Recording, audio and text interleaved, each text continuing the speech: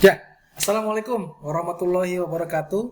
Selamat siang Bapak dan Ibu. Hari ini kita akan mulai mata perkuliahan kita di Ekonomi Internasional. Pada pertemuan pertama ini kita akan membahas tentang konsep dasar dan ruang lingkup ekonomi internasional, pengaruh ekonomi internasional dan terhadap ekonomi nasional.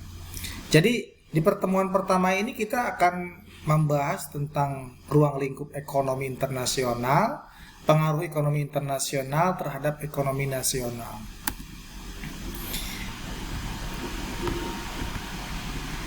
Baik, Bapak Ibu, kita akan bahas pengantar dari sisi ekonomi internasional ini merupakan sebuah cabang dari ilmu ekonomi yang mempelajari tentang kegiatan-kegiatan ekonomi antara suatu negara dengan negara yang lain. Salah satu kegiatan dari ekonomi internasional itu adalah kegiatan perdagangan internasional. Perdagangan internasional merupakan kegiatan jual beli yang melibatkan antar dua negara atau lebih yang bekerja sama dengan kesepakatan yang telah disepakati oleh bersama dan terjadi karena produksi barang dalam jumlah yang sangat banyak.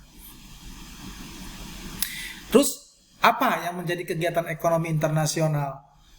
Nah, kalau kita lihat dari teori murni perdagangan internasional, teori ini membahas dasar terjadinya perdagangan barang dan jasa serta keuntungan perdagangan antar negara. Kemudian juga teori kebijakan perdagangan. Teori ini mempelajari akibat timbulnya pembatasan-pembatasan terhadap arus bebas, liberalisme perdagangan. Kemudian ada kegiatan hubungan lalu lintas emas, yaitu emas moneter dan emas perdagangan. Ada juga lalu lintas modal. Ini membahas tentang lalu lintas penanaman modal asing, investasi, dan modal sebagian modal asing. Kemudian ada kegiatan neraca pembayaran, yaitu mencatat pembayaran dan penerimaan agregat atau total negara ke negara lain. Kemudian penyesuaian dalam neraca pembayaran. Ini merupakan kegiatan membahas mekanisme penyesuaian terhadap ketidakseimbangan neraca pembayaran di bawah moneter internasional yang berbeda. Jadi setelah kita mengetahui tadi kegiatan-kegiatan ekonomi internasional, tentunya kita akan membahas tentang aspek penting dalam ekonomi internasional yang berkaitan dengan hubungan ekonomi menyangkut banyak bidang berupa pertukaran apa saja. Jadi dalam kegiatan ekonomi itu tentunya menyangkut banyak bidang dan pertukaran apa saja sih yang terjadi di dalam aspek penting kegiatan ekonomi internasional. Pertama, kaitan dengan pertukaran jasa. Jadi ini di kegiatan aspek penting dalam kegiatan ekonomi ini, bidang yang terjadi itu biasanya pertukaran antar jasa. Nah, jasa ini terjadi antar negara. Kemudian pertukaran komoditi. Nah, ini seperti halnya misalkan kita punya komoditi apa nih? Komoditi misalkan kelapa sawit. Nah, ini kita bisa jual nih. Pertukaran kelapa sawit kita dengan misalkan kita butuh yang namanya spare part dengan Cina misalkan. Itu bisa kita lakukan pertukaran. Kemudian pertukaran modal. Nah, ini modal uang ya tentunya. Kemudian ada juga teknologi informasi dan komunikasi. Nah, itu adalah hubungan ekonomi yang menyangkut banyak bidang, itu berupa pertukaran teknologi informasi dan komunikasi yang terakhir. Nah, di antara bidang ekonomi internasional ada dua bidang yang sangat besar di dalam kegiatan ekonomi internasional ini. Yang pertama adalah pertukaran jasa dan komoditi, serta pertukaran teknologi dan modal. Pertukaran jasa dan komoditi ini terjadi antara penduduk suatu negara dengan negara yang lain karena adanya keperluan untuk memperoleh jasa dan komoditi atau barang untuk memenuhi kebutuhan hidup yang tidak dapat dihasilkan. Jadi terjadinya sebuah pertukaran jasa dan komoditi dalam penduduk suatu negara ini karena mereka ini sangat kesulitan untuk memperoleh sebuah jasa ataupun komoditi yang untuk memenuhi kebutuhan hidup yang tidak dapat dihasilkan oleh sendiri. Jadi selain itu ada juga pertukaran teknologi dan modal. Nah, ini terjadi dalam rangka membantu menggali, memanfaatkan potensi sumber daya alam yang dimiliki untuk pengembangan industri. Kalau ini istilahnya itu kita punya sebuah sumber daya berupa sumber daya alam. Nah, tetapi dalam konteks mengembangkan sumber daya yang ada, kita itu sangat membutuhkan yang namanya pertukaran teknologi. bahkan kita juga memerlukan yang namanya pertukaran modal untuk membantu bagaimana sumber daya alam yang ada ini betul-betul bisa berkembang. Selanjutnya akan kita pahami ya bahwa sebuah konsep dasar ekonomi internasional itu terjadi karena pada prinsipnya manusia itu merupakan makhluk sosial yang hidup yang tak jauh-jauh dari yang namanya perekonomian untuk dapat menunjang kehidupannya. Salah satunya adalah mengenai pemenuhan kebutuhan-kebutuhan pokok, kemudian caranya adalah dengan melakukan kegiatan jual beli tentunya. Seperti halnya seorang individu yang selalu bergantung pada aktivitas jual beli atau perdagangan, begitupun sebuah negara ya. Jadi sebuah negara pun ini tidak dapat hidup sendiri tanpa bantuan atau kerjasama dari negara yang lain. Oleh karena itu, demi memenuhi kebutuhan rakyatnya, negara-negara pun menjalin kerjasama dengan mengadakan kegiatan perdagangan internasional. Nah, seperti halnya yang disampaikan oleh Howell Adolph. Nah, ini dia mendefinisikan perdagangan internasional itu adalah merupakan aktivitas dari tukar-menukar atau bahkan aktivitas dari jual beli yang terjadi antar negara sebagai salah satu upaya untuk mendapatkan manfaat maupun keuntungan dari aktivitas tersebut. Nah, itu adalah definisi perdagangan internasional menurut Howell Adolph. Nah, sedangkan teori perdagangan internasional sendiri itu terjadi karena tidak semua negara yang ada itu merupakan negara yang mampu untuk memenuhi kebutuhan negaranya. Jadi kebutuhan negara itu biasanya kebutuhan barang dan jasa yang dibutuhkan oleh penduduk negara tersebut.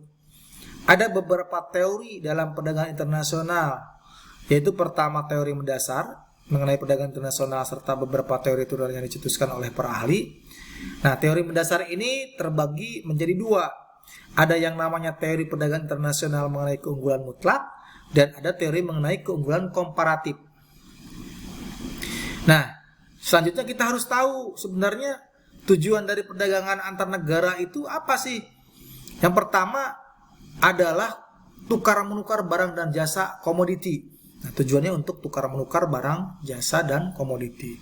Yang kedua, melakukan pergerakan sumber daya melampaui batas-batas antar negara. Tujuannya untuk melakukan pergerakan sumber daya yang bisa melampaui batas-batas antar negara. Jadi kalau sekarang kita punya sebuah produk yang tidak go internasional, nah artinya ini tidak melampaui batas antar negara. Jadi produk kita itu hanya produk yang bisa dijual di dalam negeri atau lokal. Beda kalau kita punya sebuah produk yang bisa go internasional.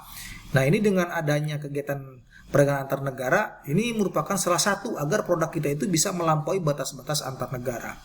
Kemudian ada yang namanya pertukaran dan perluasan penggunaan teknologi dapat mempercepat pertumbuhan ekonomi negara-negara yang terlibat di dalamnya. Jadi tujuan perdagangan internasional ini untuk bisa meningkatkan teknologi dalam mempercepat pertumbuhan ekonomi yang ada di dalamnya. Selanjutnya kita harus tahu juga keuntungan dan manfaat dari kegiatan perdagangan internasional. Jelas keuntungan dari perdagangan internasional adalah memungkinkan suatu negara itu berspesialisasi dalam menghasilkan barang dan jasa yang murah sehingga dapat mengekspor ke luar negeri. Nah, sedangkan manfaat dari perdagangannya itu bisa berupa apa? Nah, ini bisa mendapatkan kenaikan pendapatan negara yang jelas. Yang kedua, bisa mendapatkan cadangan devisa. Kemudian bisa mendapatkan transaksi modal, bisa bertambahnya kesempatan kerja. Nah, itu merupakan manfaat dari kegiatan perdagangan internasional. Nah, sekarang kita harus tahu nih, sebenarnya pengaruh apa sih yang bisa kita peroleh dari kegiatan ekonomi internasional terhadap negara kita. Yang pertama, ini jelas dengan adanya kegiatan ekspor dan impor, tentunya ini akan bisa membuat pertumbuhan ekonomi kita semakin tinggi nilai ekspornya. Nah, sehingga ketika nilai ekspor itu tinggi, maka pertumbuhan ekonomi kita pun akan meningkat pula. Nah, beda ketika kita memiliki kegiatan impor yang pengaruhnya itu negatif terhadap pertumbuhan ekonomi, artinya semakin tinggi nilai impor, maka pertumbuhan ekonomi kita akan menurun. Ini berbanding terbalik ya. Jadi ketika kita sering ekspor, maka ini jelas akan bisa menambah pertumbuhan ekonomi dan bisa meningkat. Nah, ketika kita justru banyak melakukan impor, nah di sini justru akan menghasilkan pengaruh yang negatif ya. Jadi pertumbuhan ekonomi kita justru akan menurun. Nah, bagaimana strategi yang digunakan untuk meningkatkan hasil ekspor Indonesia itu bisa betul-betul tepat sasaran? Nah, salah satunya upaya yang dilakukan oleh negara Indonesia dari kegiatan ekonomi internasional atau perdagangan internasional, yang pertama adalah melakukan diversifikasi produk industri. Kemudian yang kedua, peningkatan produksi pertanian. Nah, ini dengan cara meningkatkan produksi pertanian. Kemudian yang ketiga, melakukan kegiatan perkebunan. Yang keempat, melakukan eksplorasi sumber daya emas. Yang kelima, teknologi tepat guna. Yang keenam, modernisasi manajemen. Yang ketujuh, memberikan bantuan promosi dan keringanan pajak bagi eksportir. Dan yang kedelapan adalah meningkatkan daya saing dari produk yang ada. Nah, itu merupakan pengaruh-pengaruh ekonomi internasional terhadap nasional yang sekarang dilakukan oleh negara kita. Baik, mungkin itu saja Bapak Ibu di pertemuan pertama yang berkaitan dengan pengantar dari materi ekonomi internasional. Terima kasih saya ucapkan. Semoga ini bisa bermanfaat. Billahi taufiq wal hidayah. Wassalamualaikum warahmatullahi wabarakatuh.